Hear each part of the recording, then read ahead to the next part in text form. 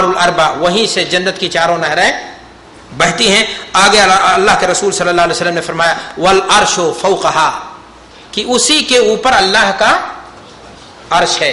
آپ کو بتا دیا کہ جنت کہاں ہے، اور یہ تفصیلات ہو رہی ہیں کہ جنت سدرۃ المنتہا کے پاس ہے، اور سب سے افضل جو اس کا حصہ ہے وہ کیا ہے؟ فردوس ہے، اور اسی کے اوپر اللہ کا کیا ہے؟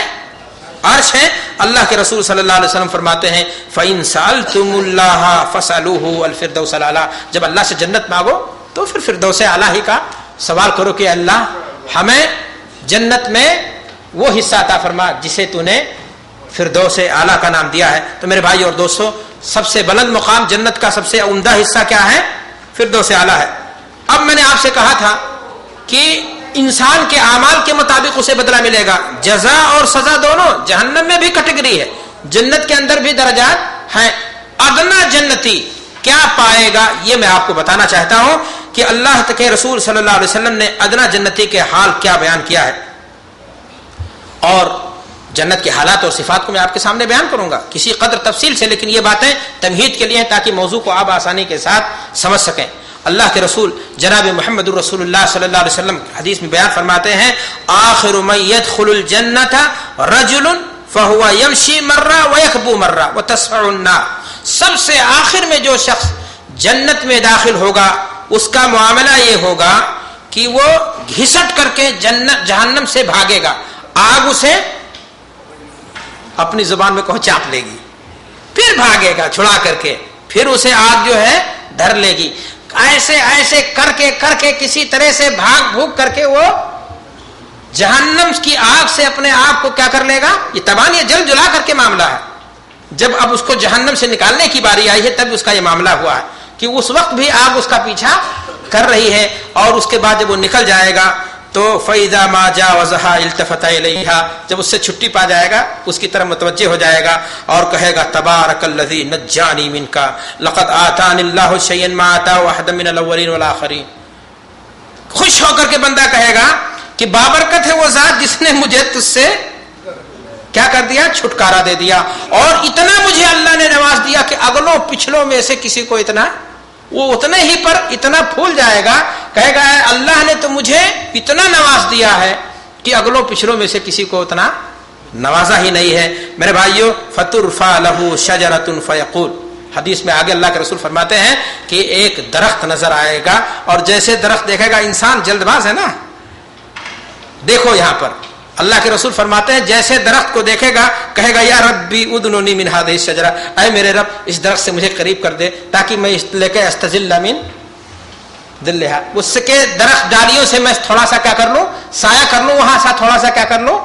پانی پی لو. اللہ کے رسول صلی اللہ علیہ وسلم فرماتے ہیں فیقول اللہ عز وجل یا ابن آدم لعلی ان آتیتکها سالتنی غیرہا، اے آدم کے بیٹے میں جانتا ہوں تیری فطرت کو، اگر میں تجھے یہ درخت تک پہنچا دیا تو سایہ وہاں پا گیا تو پھر اسی پر نہیں رہے گا، بس آگے مانگے گا.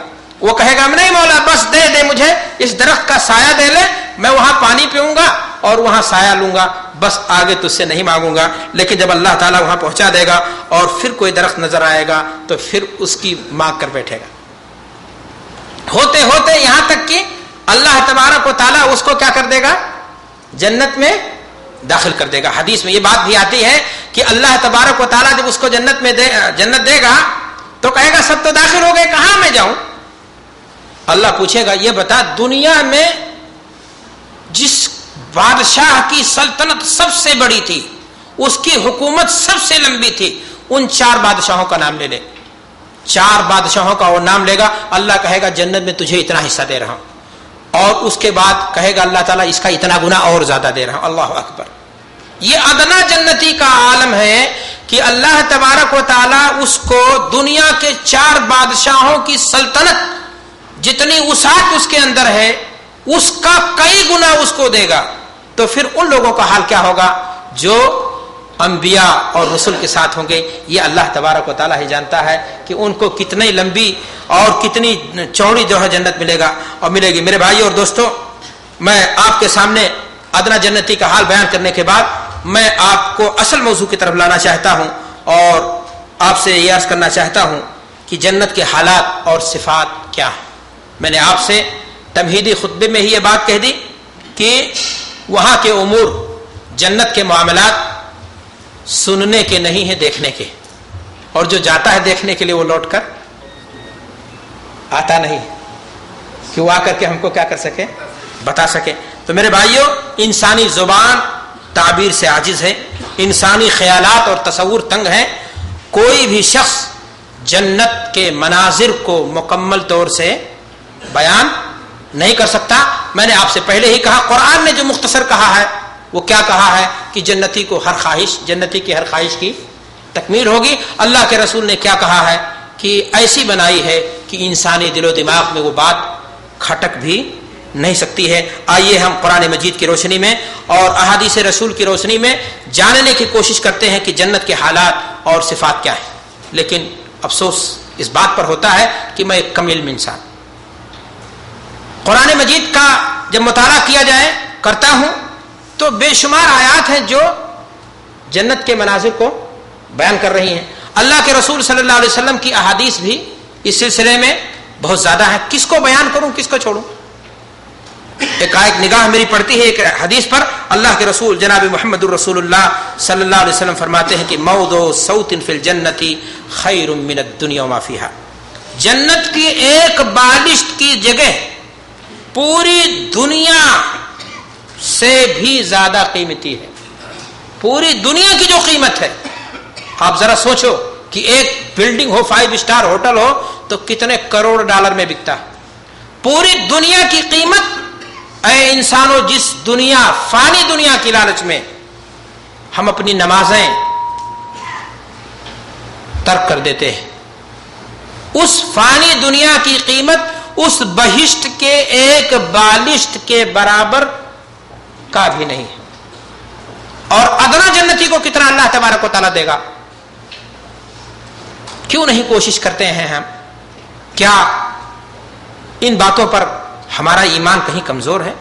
میرے بھائی اور دوستو، اللہ کے رسول جناب محمد الرسول اللہ صلی اللہ علیہ وسلم نے ایک دوسری حدیث کے اندر ارشاد فرمایا، صحیح بخاری کی روایت ہے کتاب التوحید کی، لو اطلعت امرأۃ من نساء اہل الجنۃ الی الارض، اگر جھانک دے ایک عورت، جنتی عورتوں میں سے کوئی عورت اگر جھانک دے زمین کی طرف، لملأت ما بینہما ریحا، دنیا خوشبو سے مہک اٹھے گی۔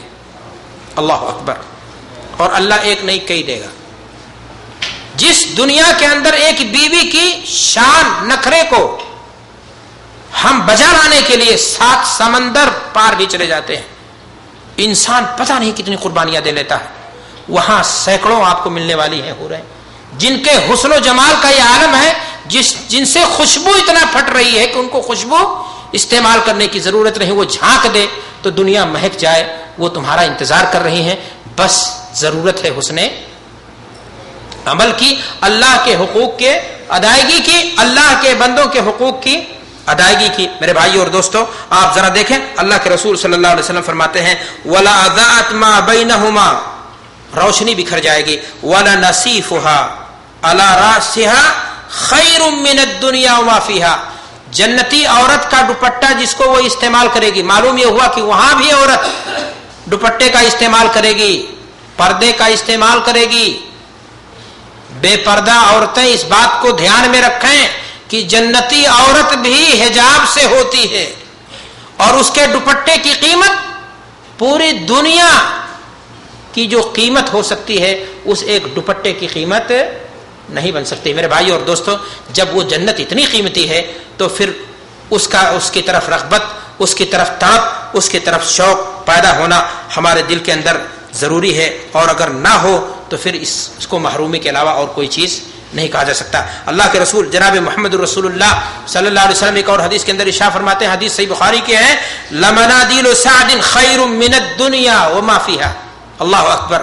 حضرت سعد رضی اللہ تعالیٰ عنہ کو اللہ کے رسول بشارت دے گئے دنیا ہی میں کہ اللہ تعالیٰ ان کو یہاں ٹیشو استعمال کرتے ہیں، رومال استعمال کرتے ہیں، دستی استعمال کرتے ہیں، اللہ تبارک و تعالیٰ اپنے محترم بندے سعد کو جو مندیل، رومال دے گا، اس ایک مندیل کی قیمت پوری دنیا اس کی قیمت کی برابری نہیں کر سکتی۔ تو وہ جنت میرے بھائیوں اتنی قیمت ہے، اتنی قیمتی ہے، اتنی خوبصورت ہے، اتنی اہم ہے، اور تیار کر رکھا ہے اللہ نے ان لوگوں کے لیے جو ہمت سے کام لے لیں جو جی لیں اللہ کے لیے، انسان بن کر کے، مسلمان بن کر کے، ایمان کی سلامتی کے ساتھ نیک اعمال کا ذخیرہ اور بوٹا تیار کر لیں، وہ انشاءاللہ انہیں جنت ملنے والی ہے، اور ادنا بھی مل گئی تو کئی ملک کے برابر ہمیں مل جائے گی۔ اور اللہ کے رسول نے فرمایا ہے کہ جب مانگو تو مانگو کیا؟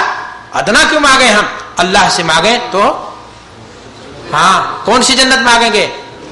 فردوس اعلیٰ۔ تو میرے بھائی اور دوستو، آپ دیکھیں فردوس نہیں، فردوس اعلیٰ جو جنت کا سب سے عمدہ حصہ ہے۔ اللہ کے رسول جناب محمد الرسول اللہ صلی اللہ علیہ وسلم نے، سوال یہاں یہ ہوتا ہے کہ اتنی قیمتی جنت ہے، اتنا سجا رکھا ہے اللہ نے، کیسے بنایا اس کو؟ کن چیزوں سے بنایا؟ ذہن میں خیال پیدا ہوتا ہے یا نہیں؟ تو جتنی باتیں قرآن و حدیث میں ہیں ان کی روشنی میں کچھ باتیں ہم آپ کے سامنے رکھنا چاہتے ہیں۔ حضرت ابو ہریرہ رضی اللہ تعالیٰ عنہ حدیث کے راوی ہیں، وہ بیان کرتے ہیں کہ ہم نے عرض کیا کہ اے اللہ کے رسول، ہمیں